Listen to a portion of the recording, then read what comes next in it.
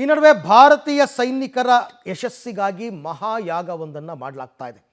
ಭಾರತ ಪಾಕ್ ಗಡಿಯಲ್ಲಿ ಈಗ ಯುದ್ಧದ ಕಾರ್ಮೋಡ ಅಂತೂ ಇದ್ದೇ ಇದೆ. ಹಾಗಾಗಿ ಹಿಂದೂ ಸಂಘಟನೆಗಳಿಂದ ರಾಮಭದ್ರ ಯಾಗ, ಸಂಕಲ್ಪ ಯಾಗ, ಪರಶುರಾಮ ಕೊಡಲಿಯೊಂದಿಗೆ ವಿಶೇಷ ಪೂಜೆ ನಡೆಸಲಾಗ್ತಾ ಇದೆ.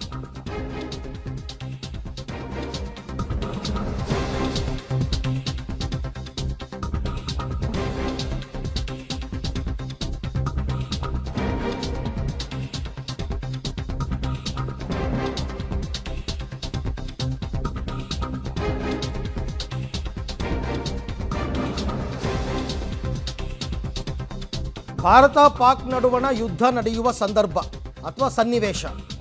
ಹಾಗಾಗಿ ಭಾರತೀಯ ಸೈನಿಕರ ಯಶಸ್ಸಿಗಾಗಿ ಮಹಾಯಾಗವನ್ನು ಮಾಡಲಾಗ್ತಾ ಇದೆ. ಹಿಂದೂ ಸಂಘಟನೆಯವರು ರಾಮಭದ್ರ ಯಾಗ, ಸಂಕಲ್ಪ ಯಾಗ, ಪರಶುರಾಮ ಕೊಡಲಿಯೊಂದಿಗೆ ವಿಶೇಷ ಪೂಜೆ. ಎಲ್ಲಿ ಅಂದರೆ ಬೆಂಗಳೂರಿನ ರಾಜಾಜಿನಗರದ ರಾಮ ಮಂದಿರದ ಮೈದಾನದಲ್ಲಿ ಈ ಪೂಜೆ ಎಲ್ಲ ನಡೀತಾ ಇದೆ. ಪೇಜಾವರ ಶ್ರೀಗಳು, ಪ್ರಮೋದ್ ಮುತಾಲಿಕ್ ಸೇರಿ ಅನೇಕರು ಈ ಯಾಗದಲ್ಲಿ ಭಾಗಿಯಾಗಿದ್ದಾರೆ.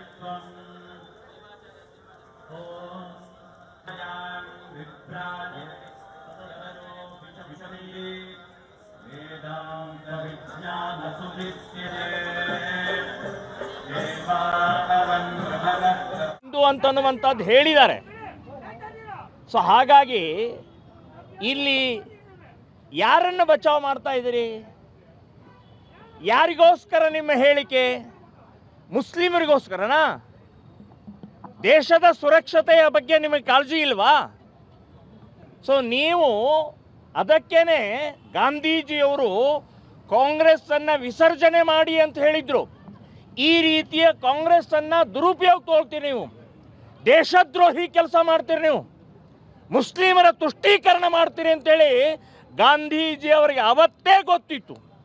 ಹಾಗಾಗಿ ಗಾಂಧೀಜಿಯವರು ವಿಸರ್ಜನೆ ಮಾಡಿ ಅಂತನ್ನುವಂಥದ್ದು ಬಹಳ ಸ್ಪಷ್ಟವಾಗಿ ಹೇಳಿದರು.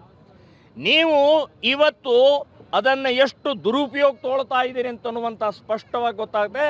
ನಿಮಗೆ ದೇಶ ಬೇಡ, ನಿಮಗೆ ಅಧಿಕಾರ ಬೇಕು, ನಿಮಗೆ ದೇಶ ಬೇಡ, ನಿಮಗೆ ಮುಸ್ಲಿಮರ ಮತ ಬೇಕು ಅಂತನ್ನುವಂಥದ್ದು ಸಿದ್ಧ ಆಯಿತು ಅಂತನ್ನುವಂಥದ್ದು ಹೇಳ್ತೇನೆ. ಯಾರು ಕಾಂಗ್ರೆಸ್ನ ನಾಯಕರು ಮಾತನಾಡಿದ್ರಲ್ಲ ನಿನ್ನೆ, ಅಬಕಾರಿ ಮಂತ್ರಿ ಮತ್ತು ಸಂತೋಷ್ ಲಾಡ್ ಎಲ್ಲರೂ ಕೂಡ ಯಾರು ಧರ್ಮ ಕೇಳಿ ಹೊಡೆದಿಲ್ಲ ಅಂತ, ಆ ವಿಚಾರಕ್ಕೆ ಪ್ರಮೋದ್ ಮುತಾಲಿಕ್ ಅವರು ಆಕ್ರೋಶವನ್ನು ವ್ಯಕ್ತಪಡಿಸಿದರು.